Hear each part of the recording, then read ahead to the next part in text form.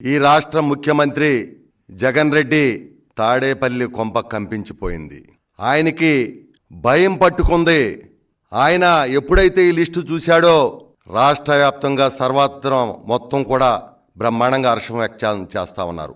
అన్ని వర్గాలు కూడా సంతోషపడతా ఉన్నాయి. జగన్ రెడ్డి పిచ్చి పరాకాష్ఠకు ముదిరిపోయింది. ఇవాళ ఒకటే, జనసేన టీడీపీ పొత్తు అనేది 5 కోట్ల ఆంధ్రుల ఆకాంక్ష. రాష్ట్రాన్ని రక్షించాలని ప్రజలు ఏవైతే కోరుకుంటున్నారో అందుకు అనుగుణంగానే ఈ పొత్తు ఉందని చెప్పి తెలియజేస్తూ, జగన్ రెడ్డి మాత్రం వణుకు తగ్గట్లా. మేము అడుగుతున్నాం జగన్మోహన్ రెడ్డిని, జగన్ రెడ్డి వైనాట్ 175 అన్నావు కదా, మేము గెలుస్తున్నాం అని చెప్పి బల్లగుద్దావు కదా, ఎందుకు భయపడుతున్నావయ్యా? ఇవాళ కులాల కుంపట్లు రగిలిస్తా ఉన్నావు, నువ్వు కులాలను రెచ్చగొడుతున్నావు.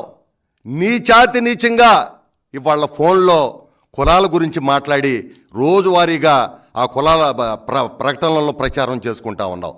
ఇంతకన్నా హీనస్థితి ఎక్కడన్నా ఉందా అని చెప్పి ఈరోజు నేను అడుగుతా ఉన్నా.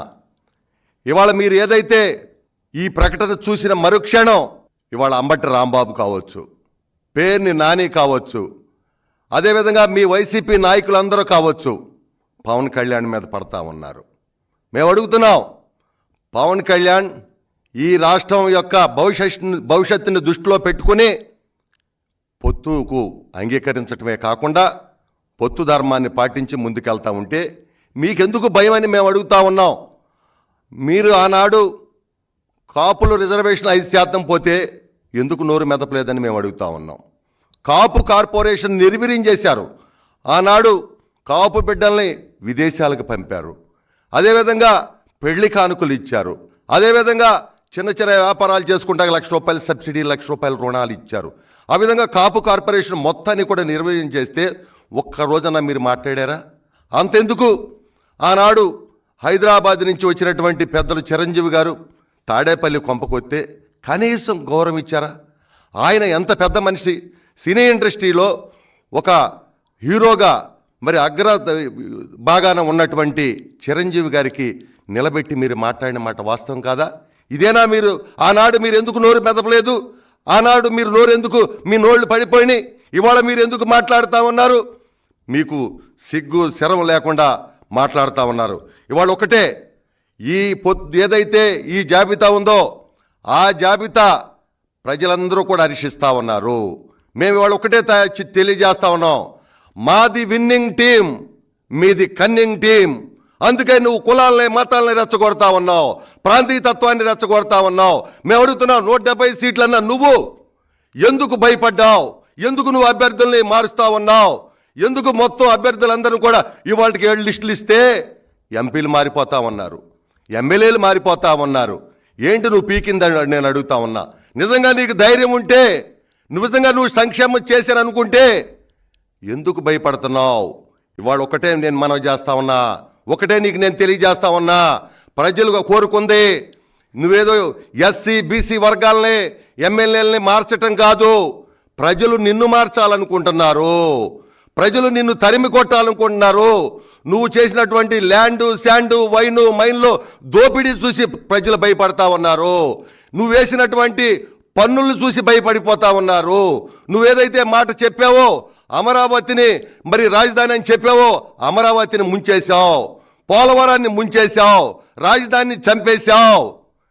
అంతేకాకుండా 30 రకాల బీసీ సంక్షేమ పథకాలను రద్దు చేశావు.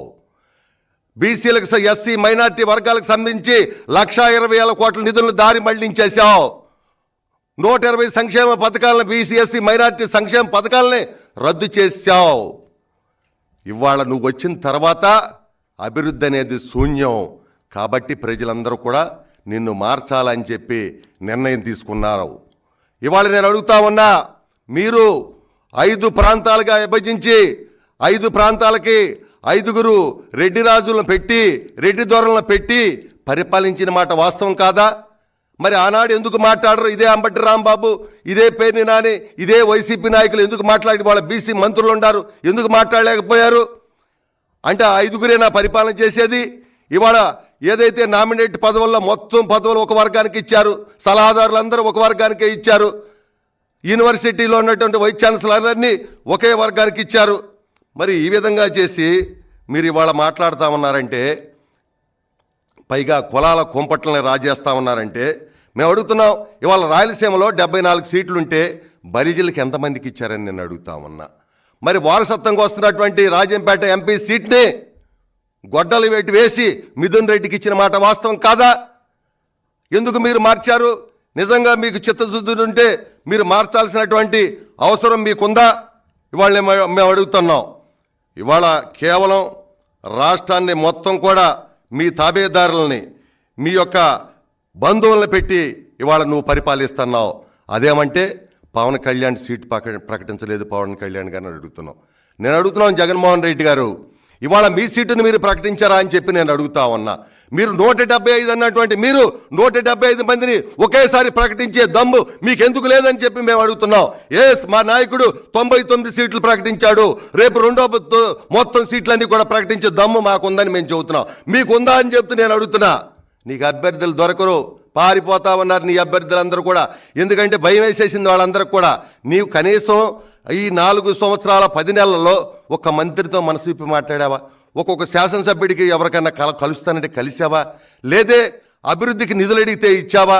ఇవాళ నిన్న కాక మొన్న ఆ రామకృష్ణారెడ్డి కరకట్ట కమలాసనం చెప్పాడు చక్కగా, కనీసం ₹1 నిధులు ఇవ్వాల, మమ్మల్ని కలవటానికి ఇష్టపడలా అంటే మళ్ళీ ఆయన కాళ్ళు పట్టుకుని మళ్ళీ మీరు మా లోకేష్ బాబుకు బయటపడి తెచ్చుకున్న మాట వాస్తవం కాదా? లోనకి తెచ్చుకున్న మాట వాస్తవం కాదా? ఇవాళ నీకు అనుక్షణం కూడా భయం పట్టుకుంది. అది కరెక్టే. ఎందుకంటే నిన్ను తరిమి కొట్టాల్సినటువంటి పరిస్థితి రాష్ట్రంలో ఉంది. నువ్వు ఏమని అధికారంలోకి వచ్చావు ఆనాడు చెప్పాలా? మా బాబాయిని చంపారు ఆ రోజున, నారాసుర రక్త చరిత్ర అని చెప్పి నీ పేపర్ ఉందని చెప్పి, నీ టీవీ ఉందని చెప్పి నీ ఇష్టం వచ్చినట్లు మాట్లాడావు ఎన్నికలకు ముందు. ఇవాళ ఎందుకనయ్యా పారిపోయావు? సిబిఐ దర్యాప్తు ఎందుకు వద్దన్నావయ్యా? సొంత చెల్లిని రోడ్డును పడేసావు, బాబాయ్ కూతురు చెల్లిని రోడ్డును పడేసావు. ఇవాళ నువ్వేంటయ్యా మాట్లాడేది? నాకు అర్థం అవ్వదు. ఇవాళ దాని వ్యవహారం ఏంటో తేల్చే దమ్ముందా అని నేను అడుగుతున్నా. దానికి నువ్వు సిద్ధమా అని నేను అడుగుతున్నా. దానికి చర్చకు నువ్వు సిద్ధమా అని అడుగుతున్నా. ఒక దళితుణ్ణి మరి ఏదైతే మరి కోడి కత్తితో మరి ఆనాడు డ్రామా ఆడి 5 సంవత్సరాలు జైల్లో పెట్టావే, దాని మీద చర్చకు నువ్వు సిద్ధమా అని మేము అడుగుతున్నావు. నీకు దమ్ము ధైర్యం ఉందా అని మేము అడుగుతున్నాం.